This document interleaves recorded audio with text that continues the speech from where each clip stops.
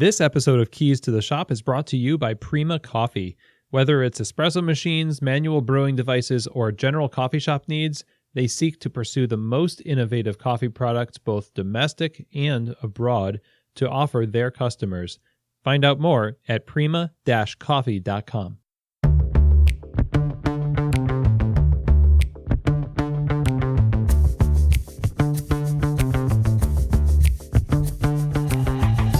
This is Keys to the Shop, episode 77, How You Can Happen to Your Career, with Scott Anthony Barlow. Hello, everybody, and welcome to another episode of Keys to the Shop, where we give you insights, inspiration, and the tools you need to grow as a coffee service professional. My name is Chris DeFerio. I'm your host for the show, and I am always glad to have you along. Thanks for joining me and taking time to listen. This is a great episode. I am a big fan of Scott's work over at Happen to Your Career podcast, and the idea of taking charge of your career is obviously a very enticing one, and we are going to explore just how that can happen for you, how you can happen to your career, as Scott puts it. So before we get going here, I want to thank our sponsor, Prima Coffee. Prima Coffee is a specialty coffee equipment supplier based out of Louisville, Kentucky. And from the beginning of their company, they have set out to make the best coffee brewing equipment available to the general public. Their focus is on curating the best equipment for every need, from grinders to espresso machines to under-counter refrigeration. Whether your need is commercial in nature or you just want to build out a cool bar for your home, they have what you need over at prima-coffee.com. Fantastic place to go. Go to the website and see what they have to offer. They have also a ton of resources in the form of articles, how-tos, videos on the equipment, best use. They really put a big emphasis on having the expertise to help their customers get the right gear to fit every situation. I highly recommend them. I've always had a great experience using Prima Coffee over the years, and I know you will as well. So a big thank you to Prima Coffee for their support of Keys to the Shop. So I also want to mention here, if you have not already done so, please subscribe to Keys to the Shop. And if you have been a listener for a while and have been impacted positively by the show, if you have the time to be able to put together a review and a rating on iTunes, that would be greatly appreciated. I really love hearing about how the show has helped you or your business, and that would just be wonderful. Thank you so much. So now to our show today. We are talking with Scott Anthony Barlow of HappenToYourCareer.com and the podcast, the same name, Happen to Your Career. Scott has owned a successful business in contracting, led other people as a human resources professional, coached business owners and leaders to success, and helped people develop their careers along the way and help them find a job that fits them, help them happen to their careers. Scott's company, Happen to Your Career, at HappenToYourCareer.com, and the podcast of the same name, Happen to Your Career, is just a life-changing one for many people, and you hear their testimonials on the show itself, along with topics and discussions that help you find what fits you in your career. So in this episode, we talk in depth about job satisfaction, how you can discover more about yourself and what you value. Scott brings some fascinating and really potent advice that I think will, if we let it, will really help us happen to our career. So I'm excited to get you into this conversation. So let's go. Let's talk with Scott Anthony Barlow of Happen to Your Career. Well, hello, Scott, and welcome to Keys to the Shop. Thank you so much for having me. I appreciate it. I'm really thrilled to talk with you today. And you're out there, you're not in Seattle. You're close to Seattle, right? I'm about 3 hours away from Seattle, so I think it depends on your definition of close. Closer than me. Closer than most, right? Yeah. So in the process of doing all of this coaching for people's careers and helping people be fitted into the right job, you for now 5 years now, I think you've done the Happen to Your Career podcast, which is where I was introduced to your work. And it's a fantastic podcast talking with people in real life situations finding the right job for them. Describe to us a little bit about the term "happen to your career." When you say that, what do you mean by that? Well, I'm a bit of a nerd, as it turns out. And I was, when I came up with the name for the blog, and then later on it became the podcast name as well, I was really interested in having something that meant something on the surface and resonated with people on the surface, or the right type of people on the surface, but also meant more underneath. So there's where my nerddom gets into play here. So when you look up career in the origins of the word career, then you find that it comes from a couple of different root words like carius or cararia, and a couple others, which are like Latin and a few other languages, which basically mean the wide path or the route or the journey, essentially. So really, happen to your career means be able to take control of your journey, or happen to, as opposed to it happening to you, you're happening to it. So take control of your journey is really what it means. Oh, wow. So you're starting that had to have been motivated by observing a certain misfitting of people to jobs, right? Yeah. It was really interesting because I'd gone through and I'd made a whole bunch of different career changes, and I did them out of necessity. And I wanted to, I sort of felt like after I had gotten fired from my original job, which was such a terrible fit for me, that there had to be a different way to do this. And I mean, to the point where I was like sick trying to commute into work and everything like that. So I ended up, fortunately, they kicked me out. They booted me out. And that was probably the best thing that ever happened, because who knows, I might have still been there. And then after that, I decided, look, I'm never going to do it this way again. But what I observed around me after making a whole bunch of different career changes over the next 8 or 9 years is that all these different people had the desire to do that. And most of them didn't understand that it was possible to be able to take control of your career and ultimately your life in that particular way. Like if you wanted a raise, well, guess what? There are certain things that you can do that make it a whole heck of a lot more likely that you're going to be able to earn a raise, and your boss would be silly to say no. And people just really didn't realize that is what the conversations I kept having over and over again. So yeah, that's part of where that came from too. So your own career happened to you in a way, and now that made you want to happen to your career and help other people make that decision too. Yeah. For me, it really did come out of necessity. I was not going to allow that to happen any longer. And then later on, as I started having interactions, and actually, so here's how it happened to your career came. This is very appropriate for this show, I suppose. People kept asking me to go to coffee meetings because they heard a little bit about my story. Like, hey, how did you do that? Like, can I buy you coffee? And why, yes. and exactly, I'm a sucker for a good cup of coffee. So I'm like, yes, wait a minute, hold on. You're going to take me to coffee, and then I'm just going to tell you about something that's really easy for me to talk about, and then that's going to help you? Heck yeah, let's do that. So I got a lot of coffee early on. That's how I was paid early on. That's pretty sweet. So job satisfaction is a big part of whether you feel like something is a right fit for you. And there's polls all over the place. You see them on Twitter feeds and people sharing the state of job satisfaction. What is the state of job satisfaction now? I mean, from your point of view, and you've seen a lot, has it changed? Is it worse now than it was? And kind of what's behind that? Depending on how granular you want to get into this, the short answer is it has changed, but also if you go back, 20 or 40 or 50 years ago, the bar has moved. There's different expectations that influence job satisfaction now too. There's different expectations around career fulfillment and meaning in your career that weren't there in the exact same way 50 years ago. So that's thing number one.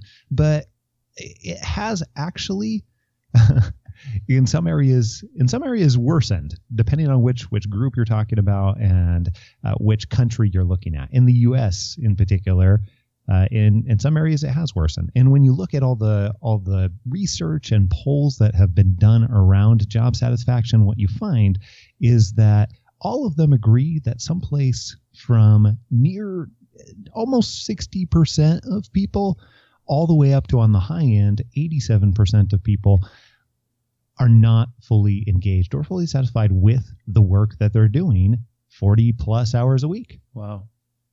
That's a big portion of your life. That is a big portion of your life, and it's a big portion of people too. Mm-hmm. Yeah. What is the cause? I mean, obviously there isn't just one, but what are the most prevalent causes for, I would imagine, just ill-fitted careers? I think the biggest singular cause is this isn't really something that we teach anyplace. I mean, even if you go to college, then you're typically not taking classes or courses or necessarily have lots of support about what is going to create a good fit, unless you happen to be studying psychology, positive psychology, industrial psychology, things like that. Then you're probably not going to learn what is going to make you happy and fulfilled and what is going to be meaningful in one way or another to you for work. And that is a challenge. It's kind of like money, for example. Most of us don't really necessarily learn any place unless we have good role models as parents on how to manage money or other things. And same thing is true for careers.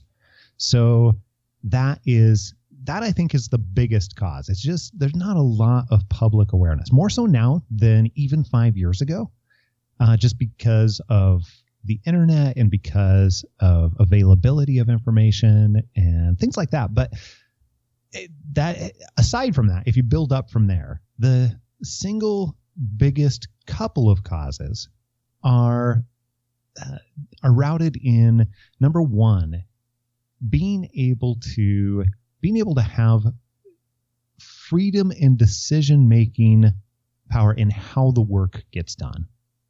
As weird as it sounds, that is something that human beings crave and human beings need in a variety of different ways. And it looks a little bit different for everybody. For some people, that is, being able to have your boss be able to take some of your ideas and run with them. For other people, it looks completely different. And it might be that I am wanting to have say and influence into how the shop gets run, or how we're serving our customers, or any number of other things, or even decide, I need to make sure that I have happy customers that are coming back again and again, but the rest is completely up to me. So it looks a little bit different for everybody.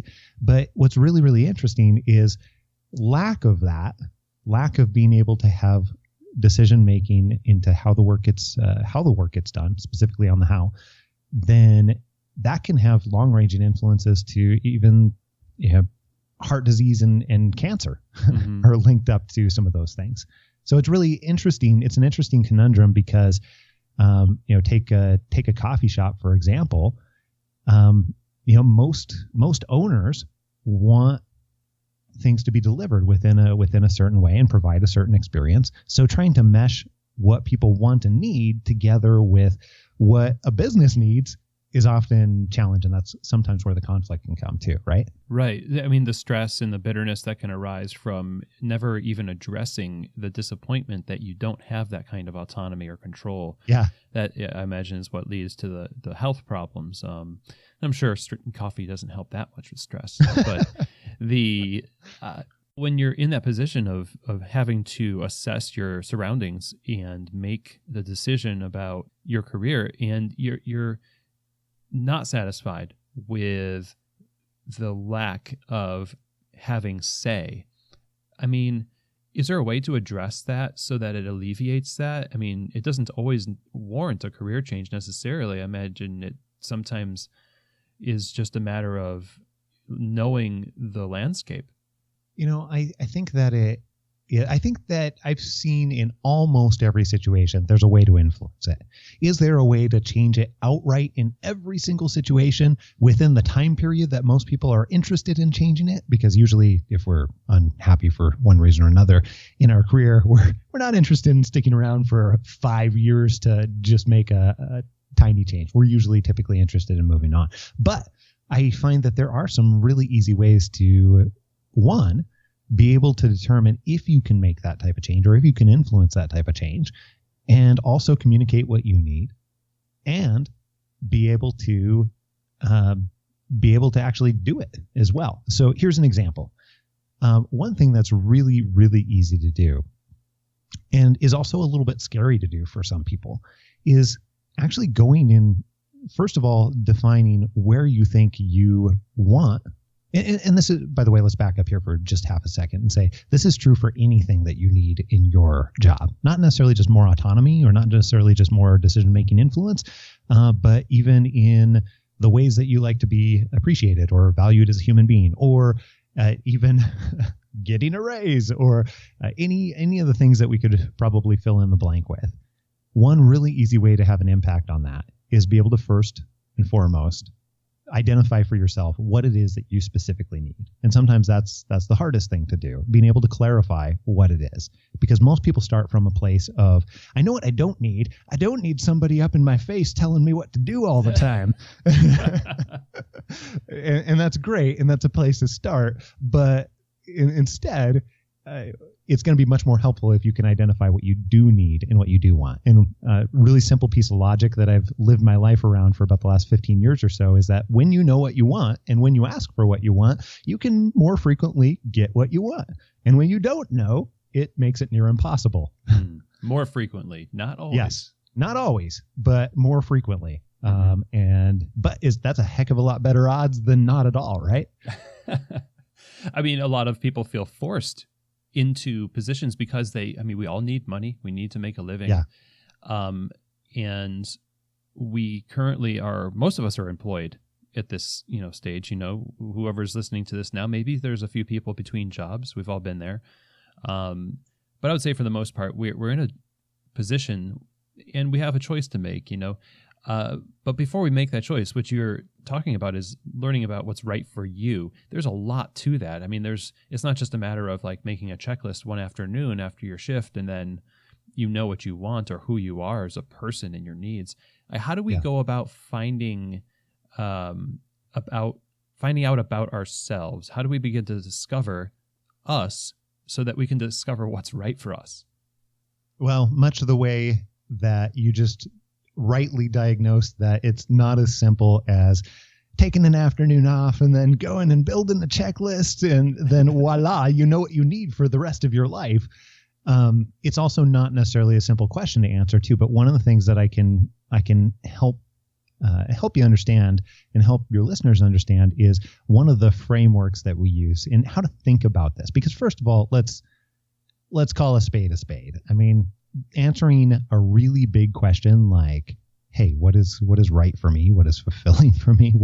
What kind of work or career? Those are big questions with lots and lots of variables. And it's way too much to be able to try and pull in all of those variables at once. So we break it down into a framework, and it goes a little bit like this. If you've ever built a puzzle, are you a puzzle fan? I'm getting to be more so with my son. Okay, so I was the same way. You won't find me spending hours and hours and hours putting together 2,000 piece puzzles or anything like that. But from time to time, and especially growing up, I did puzzles. And now that I've got kids, my son, actually Grayson, when he was about 2 or 3 years old, he was learning to put together puzzles. And I went over and sat next to him on the floor because he was getting really frustrated. He was like trying to grab a random piece and then another random piece and mash them together. And he's like, and making all kinds of sounds and whatever. And it wasn't working, right? And I find that that's what people are doing within their careers, within their jobs. They're trying to take those random pieces like, oh, if only my boss would do this, or if only if only this were, and I'll take like 2 pieces that I think that I want and try and mash them together. And it still doesn't leave me with the answer. or I'll go and try that, and then it doesn't work fully effectively because I haven't considered enough variables. So we break it down into 3 different things. We start with people's what we call their signature strengths, which you can just think about those is almost the combination of things that you are great at or have the potential to be great at.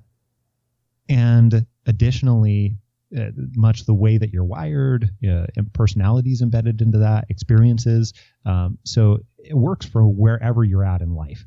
But identifying what those are, give you your core and foundation. And those are really like the corner pieces when you're going to put together a puzzle. Because if you pull out the corner pieces, it's much, much easier to start with, right? And this is what I ended up showing Grayson.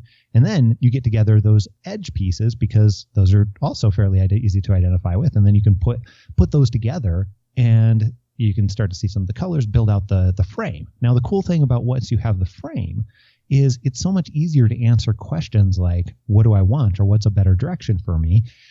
Because you can start to see what the picture in the middle might be. So that frame or those edge pieces, we mentioned the corner pieces are what we call signature strengths, but those edge pieces are what you value most in your life and what you need and want in your life and career. And once you've identified some of those pieces, then that's where it gets really fun, because that's where you can make better decisions around what's going to create a good situation for you. That makes a lot of sense. I just did a United States puzzle with my son yesterday, and his go-to now are the edge pieces. Yeah. We build it first, end with Canada, and then we finish out the rest of it. Figuring out what's important to you and your goals and dreams and strengths and all of that. I mean, how do you go about doing that? Is it just something you reflect on enough and you find out, or are there some tools we can use? Well, I'll give you a couple examples. So first and foremost, we start with what's proven in science, because these questions are so big. And what has also been proven in science is that as human beings, we really suck at our brains suck at perceiving and identifying in the future what we want or what we think we want. And once we actually get there, it's different than what we think. So what that means is that we have to rely on what are some of those areas that we need and want as human beings, and start with those. Otherwise, we're going to perceive the wrong thing. So there's that brain trick in terms of how our brains actually work that consistently happens, which is throwing it for a further loop, right? So with that in mind, we know that some of the things that we need to start with are identifying different areas that we value. Because, okay, I don't know, let's be honest. I used to, when I heard people talk about values 10 years ago, I'm like, oh gosh, here we go. Mm-hmm. It sounds really fuzzy, and it sounds really lumpy and cloudy, and it's like, what do you even do with that? And you're like, okay, well, what do I value? But what we've found is there is actually realistic ways to be able to break that into pieces that are much more useful. So we'll help people break it down and say, okay, well, what do you want and need for your finances? And what do you want and need for relationships in your life? And when I say relationships, I'm not just talking about like, hey, who in your family or friend network is valuable to you that you want to spend more time with. That's important to consider, yes, because your career impacts how much you get to do that. But also, who are the types of people that you want to be working with? Or if you own a business or a coffee shop, then who are the types of people that you want to continuously attract to your business? Mm-hmm. Because you're working with them a lot in some capacities. And all of those are really, really important to consider. But here's an example of a couple other categories that we'll often break it down into. What do you want and need for your growth? Like, what are the specific areas that you want to put focus into in order to grow in? And from an employee perspective, one of the things that we often find that we're doing is helping people identify the right situation that has the types of relationships and mentors that you can benefit from growing from. And another example would be what are the types of environments that you want to work in. And when I say environment, I'm not just talking about physical environment or geographic location. Those are important, but also what types of cultures do you want to be in as well? So, this addressing it in smaller chunks, we find is so much more palatable. It makes it so much more tangible because then, you joked about building that checklist in an afternoon. If you break it down into smaller chunks, it's a lot easier to be able to build a checklist of what you need and want. And it works from both perspectives too. When you are a business owner or a business manager and you're trying to create a certain type of culture, then you can do that to identify who you want and need. And when you're on the other side of the coin and you're trying to figure out, hey, where do I want to spend my time? If I'm going to spend 20 to 40 to 60 hours a week someplace, I want to make it count, right? And how and where do I decide that? That actually literally can help you build a checklist by breaking it down into some of these categories. So that's one way. As you get into thinking about longer term, something that can be very polarizing and helpful is an exercise that you might have heard of. This exercise, we've been using it for about five-ish years or so, and variations I used for myself even before that, but it's called the perfect day exercise. You ever heard of that one? I have heard of that. Okay. So it's not intended to be so that you always have your perfect day or anything else along those lines. That might be what it sounds like to some people, but instead, sitting down, and you can do this part in an afternoon, sitting down and trying to identify what your perfect day would consist of helps you answer some of those questions that we were talking about earlier. So, what time do I wake up in the morning? And what do I do immediately after I get up?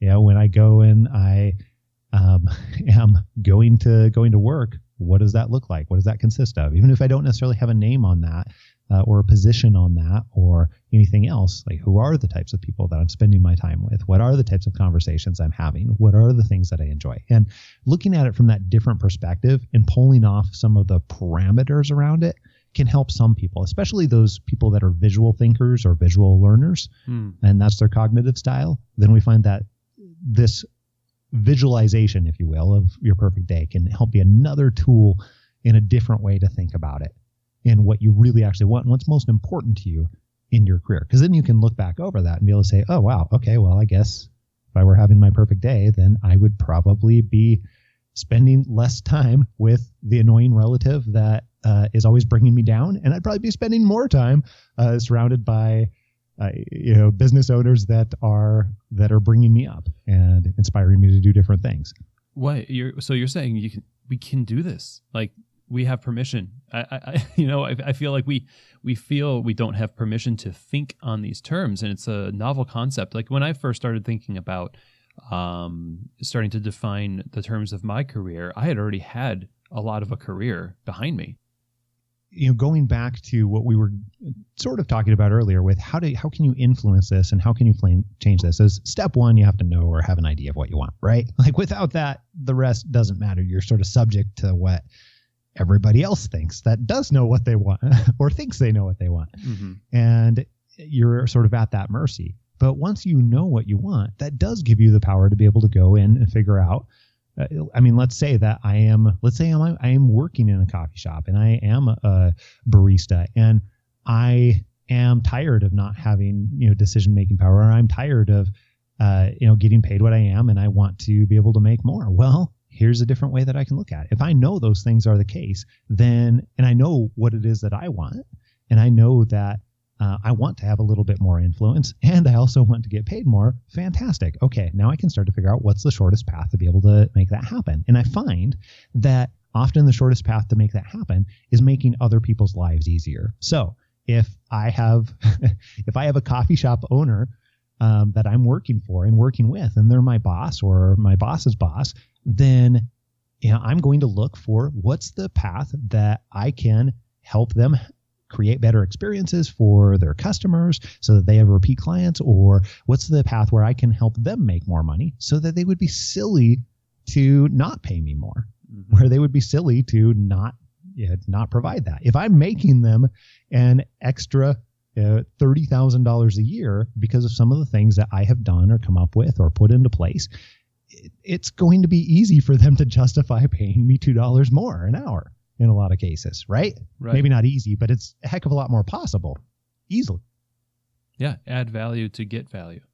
Yeah. So that also allows me to be able to go and have the types of conversations once I've got those prerequisites in place. If I've been looking for those opportunities, because they don't typically happen by accident, you're going to have to actually search out those opportunities. And I see that, okay, well, if we stopped using, this particular type of cup, or we, changed how we were serving, that's actually going to end up in this trickle over the course of a year that saves us, about $10,000 or whatever. And then I do that again.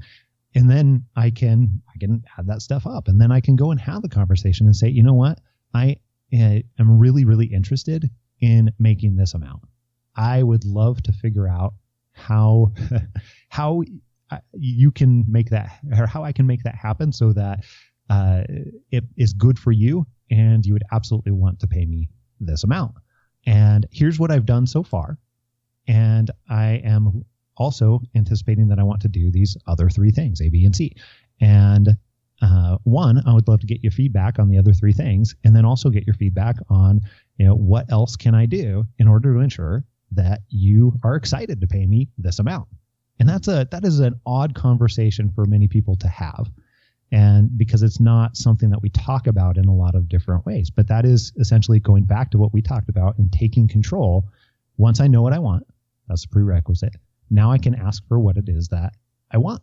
And at the same time, the best and easiest path to do that is helping other people get what they want as well. This is not a passive search.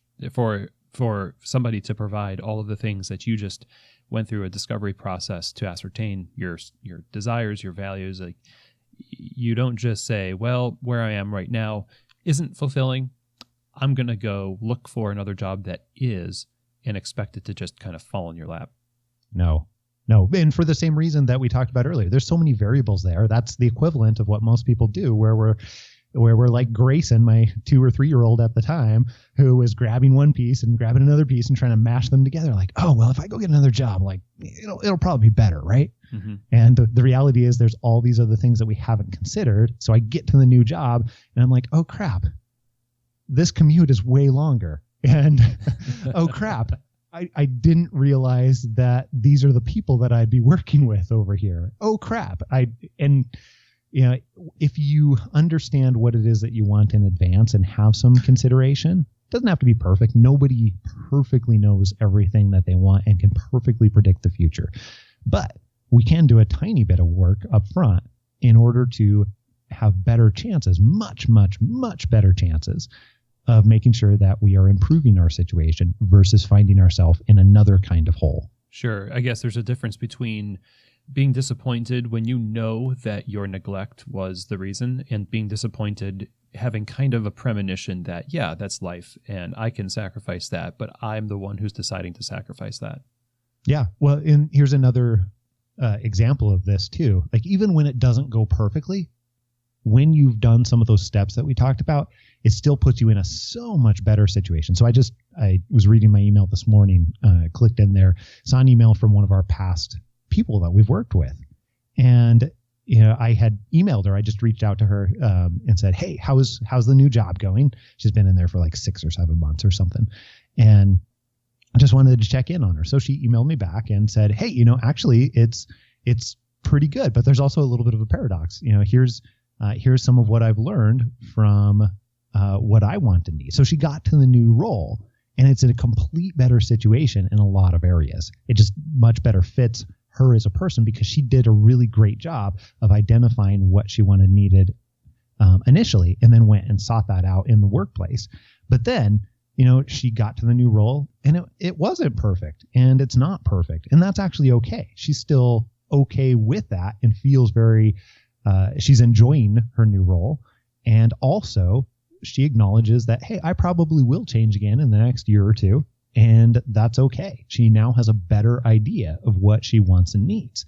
So it's always this refining process throughout your entire life rather than a one and done identification. And that, for some people, is very empowering to think about it that way, because we put so much pressure on ourselves in a lot of different ways. Like, okay, I'm going to figure it all out now, and then I've got to make the choice because it's going to be the choice to end all choices, and life isn't really like that. This is going to be the perfect job, finally. Yeah, finally. Finally. Yeah, it's sort of a myth of the dream job. There are nightmare jobs, though, places where I feel like even if you did apply yourself and you did all of the things that you were just laying out for us, even though you did those things, you probably should still leave because it's not going to get better. I wonder if you could help us sort of apply a standard for like, hey, this is probably a good idea for you to switch careers or move to a different job within the company, or do something that's a shift instead of just trying to improve your current situation. Well, I think an easy one is if you were right where I was, 13 years ago, whatever it's been now, where I was, having health issues because I was so not looking forward to my job on a daily basis. That, if you're there, that's a clear indication. I was having anxiety attacks. Up till that point, I'd never had a panic attack, but I did like driving to work. That was nutty. Scary. I never thought that would be me, sort of. And if you're at that point, by all means, clear indication that it is well worth it for you to leave. There's a whole different life that waits for you someplace else. But if it's not that clear and it's not necessarily causing health issues, if you will, but you know that you're unhappy with one element or another, then a couple questions that you can ask to help you decide are, number one, what would it take for this to change? And if your answer is, well, I probably could have a conversation with my boss or boss's boss or whatever else, then I would say go and do that and find out what specifically it would take and if that is a possibility. And keep in mind that typically there's going to be different types of changes. Sometimes it's as simple as a one and done conversation, but most of the time I would say that it's a series of conversations and it's a different type of relationship than what most people have with their boss. I really try and encourage people to have a partnership type relationship with their boss rather than a boss employee type relationship, because in a partnership you are mutually trying to benefit each other. Mm-hmm. Versus what most people think of as a standard like boss employee relationship where you tell me what to do and you make the decisions and I go and do them, which I don't think most people are excited about, is what the data says. So if you find that it's going to take a pretty big amount of work in order to change, or it's not likely to change, and that's a major important thing for you, you should absolutely go someplace else. But then if it is going to take a bit of work, I always ask the question of, are you willing to do that work? How long do you anticipate for it to change based on what you know? And, maybe it's a change like, well, my boss for 10 years has been asking people to do things a certain way and he prefers it that way. And he's just now getting the idea that that's not good for his business or employees. And, this is kind of the first he's heard of it. So it's probably going to take him a good, 4, 5, 6 months to be able to change his behaviors. And am I willing to stay around? And am I willing to be a part of that change? Meaning I might have to have multiple conversations with my boss to say that, hey, that thing that we talked about way back when, hey, well, you're doing it again. You probably don't mean to, but it's happening again. So that you can be an active part of that change. So if you're not willing to be a part of that change, and if you're unwilling to take the time to do it, you should probably leave. Right. And that's not necessarily something to feel bad about. If you're not willing to put the work in, like managers, for instance, it's been said, I think it was in Bruce Tulgan's book, It's Okay to Be the Boss. It was assess how much work you have to do to correct a behavior in an employee, for instance.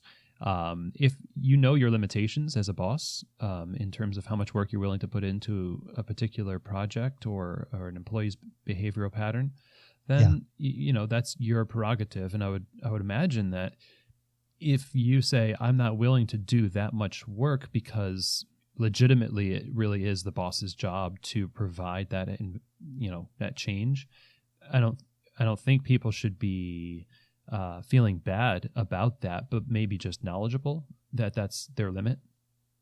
Yeah, I think that I totally agree. I think often in at least United States culture and society, I think we do sometimes feel like that is a failure on our part or that is a bad thing, but I don't think it necessarily has to be at all. I think that is just a part of knowing yourself and what you want in some cases. You have to be willing to work for something. But if that's not the thing you're willing to work for, then that's okay. There's not anything wrong with that. And here's another further statistic for you.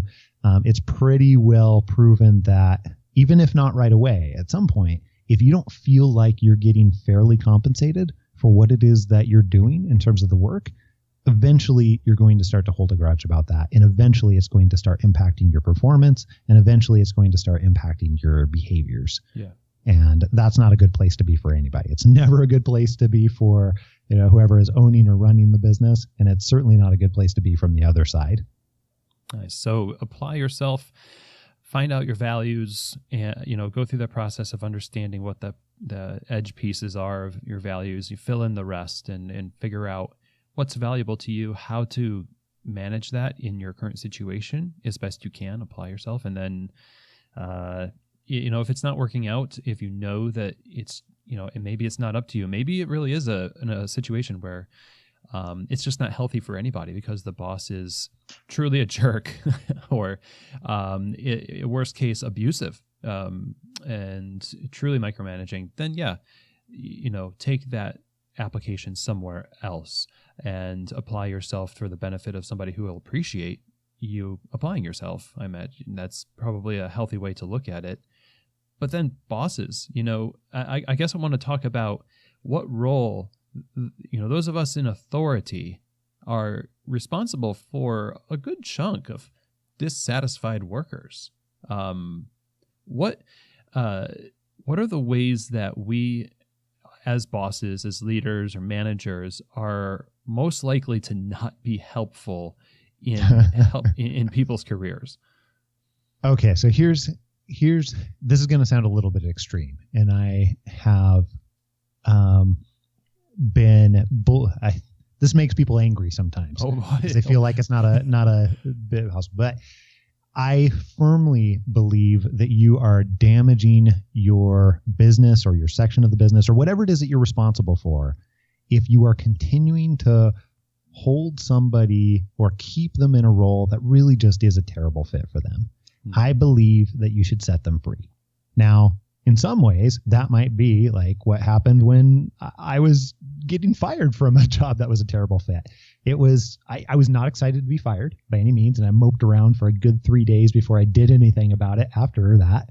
But honestly, it was probably one of the best things that ever happened to me because it set me free to be able to go do something that was a great fit and to be able to grow as a person. And that can be a scary thing on both sides for people when we talk about setting somebody free in that type of capacity, like ending their job.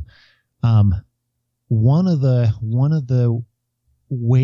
things that happens, especially in small businesses, but also in large businesses too, is that we as leaders feel like we can't do that until we have somebody else to go to. And we feel like that it is going to be absolutely detrimental in a lot of different ways, where what we see in the data is that often it's far more detrimental to have somebody that really just is a terrible fit, like interacting with your customers or whatever else. So setting somebody free in that type of capacity, I think, can be really, really great as much as it is scary. So one of the ways that when I've worked with business owners or worked with leaders in the past, what we'll do is figure out, okay, how do we never put ourselves in the situation where we're forced to keep somebody that is the wrong fit for the job and not aligned with the business in this role? Right. One of the ways that you can do that as a small business owner is making sure that if you're going to hire anybody, that you have 2 to 3 months of income, 2 to 3 months of what you would pay for them set aside. And the reason that you can do that is, maybe they're not doing anything necessarily overtly wrong. Like they haven't, thrown something at a customer or something else, but maybe they're just a terrible fit for it and it's causing real issues.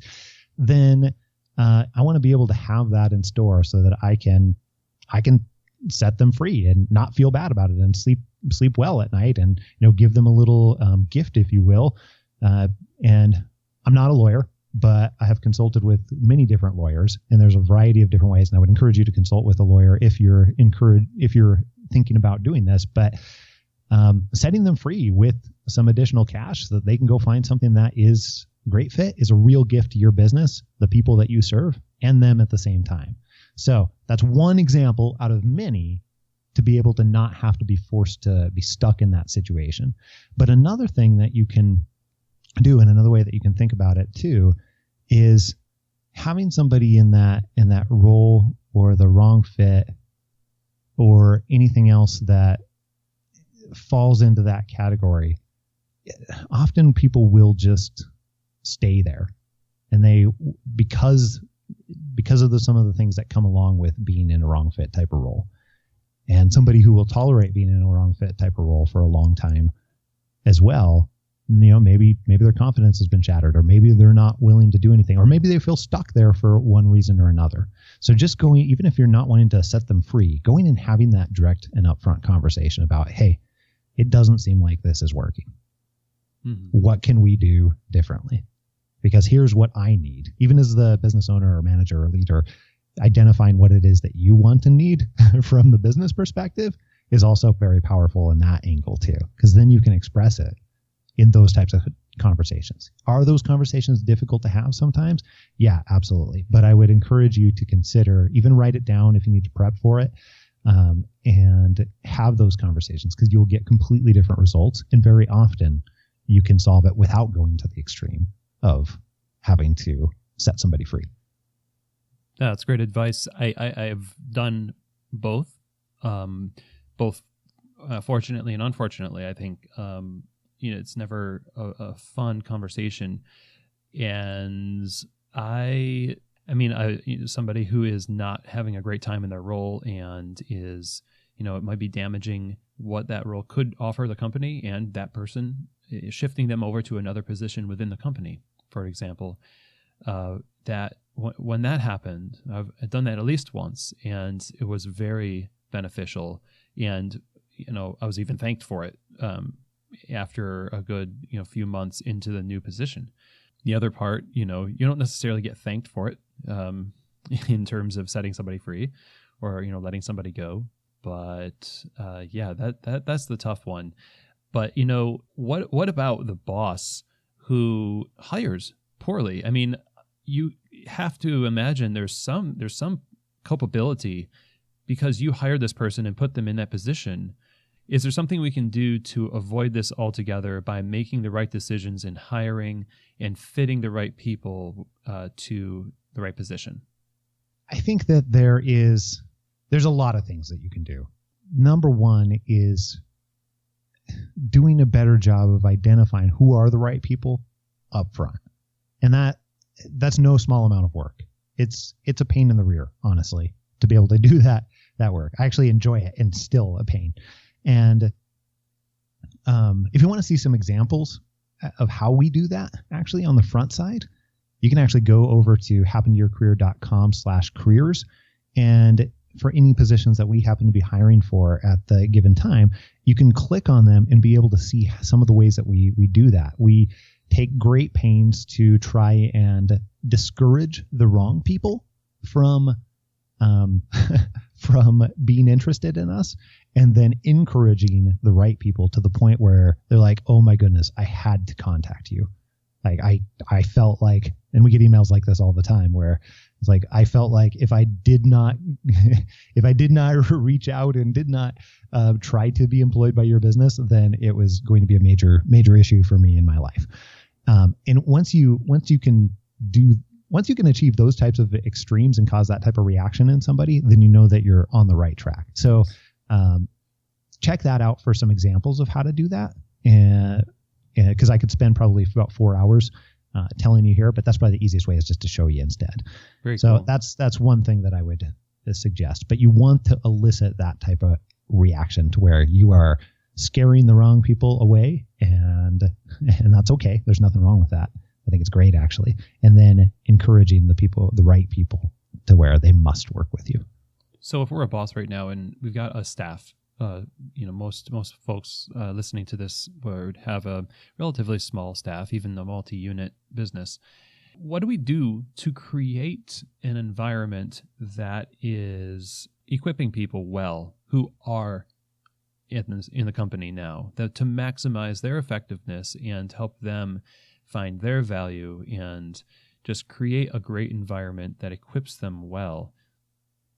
Thing number one, I think, going back to, and I don't want to just keep repeating at all, but this is so incredibly important, and we see tons of data around this, is really clarifying what it is that you want and need. So it starts with your own self journey, by all means, but then additionally clarifying what you want and need and want to accomplish within your section of the organization. Or if you're the owner for the organization, then being able to understand that and clearly communicate what that is. Because how on earth are people going to be able to execute what you want if they don't know what you want? It's like the reverse of the question we were asking earlier, right?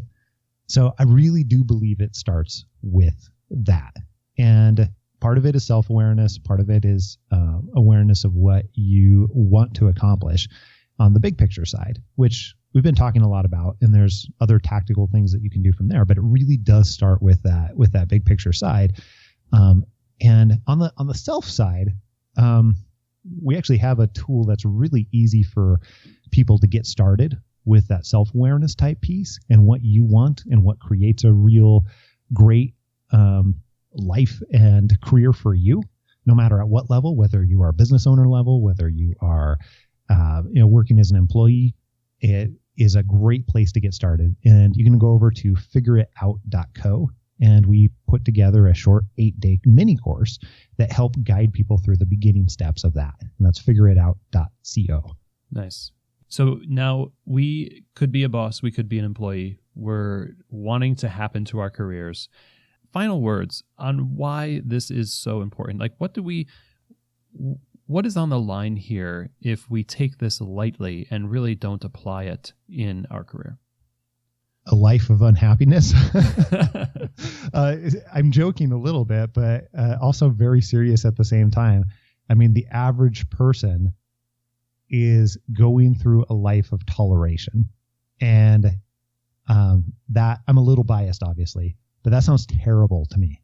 And I would much rather live a life where I am flourishing. Not a perfect life by any means, because often flourishing goes with different types of discomfort and other things that people wouldn't expect and are counterintuitive. But I'd much rather live a life where I get to flourish as a human being rather than tolerate mediocrity.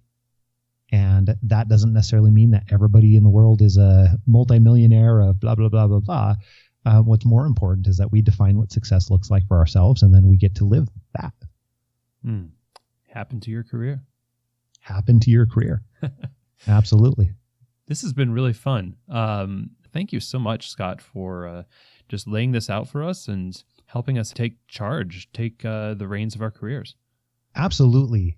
I appreciate you having me on. And this is, I mean, obviously I could spend all day talking about this stuff, but if you're interested in learning more, another great resource, and I'm guessing if you're listening to this, you love podcasts, but we talk about this stuff and provide very actionable tools over on the Happen to Your Career podcast. And that's our main show, main gig. So would encourage you, if you want more of it, to head over there. That's probably the best resource. All right. Well, thank you, Scott. Thank you. Really, really appreciate it. Well, I know I could have talked to Scott a lot more about this. Unfortunately, there's time constraints with the podcast, but this, I hope, is the beginning of a conversation that you have both with yourself and those around you, a journey of discovery of what's right for you. You can find out more and continue this conversation by going to happentoyourcareer.com. I would also recommend subscribing to Scott's podcast, Happen to Your Career, and his 8-part course called What Fits You. So my thanks to Scott for taking time to talk with us about this. This was a really great time. Thank you, Scott.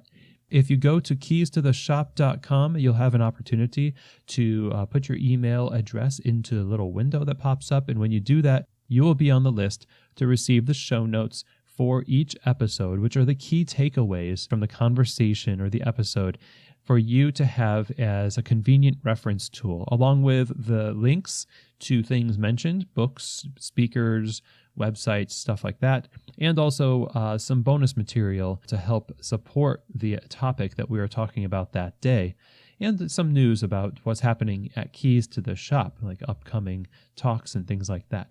So speaking of talks, Coffee Fest is coming up, and I am a speaker this year, 2018, at Baltimore, Denver, and LA, where Coffee Fest trade shows are happening, March 16th through the 18th in Baltimore.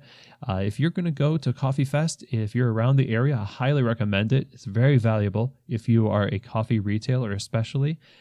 You should go to coffeefest.com and take a look at what they're offering at the trade show. Very accessible educational series, a lot of free lectures and classes, as well as really accessibly priced skill-building workshops, and a great trade show floor, competitions happening, Best Espresso, Latte Art, which I'll be a judge there at the Latte Art competition. Yeah, so if you're going to Baltimore, please do say hello. I'd love to meet you, and also hope to see you in Denver and LA. So coffeefest.com if you want to find out more about that. Now, if you want to reach out to me directly, you can do so by emailing chris@keystotheshop.com. If you have feedback, comments, questions, or if you want to talk about what it might look like for Keys to the Shop to help train you and your staff at your coffee bar, definitely reach out. Look forward to hearing from you. And that's it for today's show. I really hope that you enjoyed it. I hope it was useful and really helps you happen to your career. And of course, I always hope that this episode has given you keys to the shop.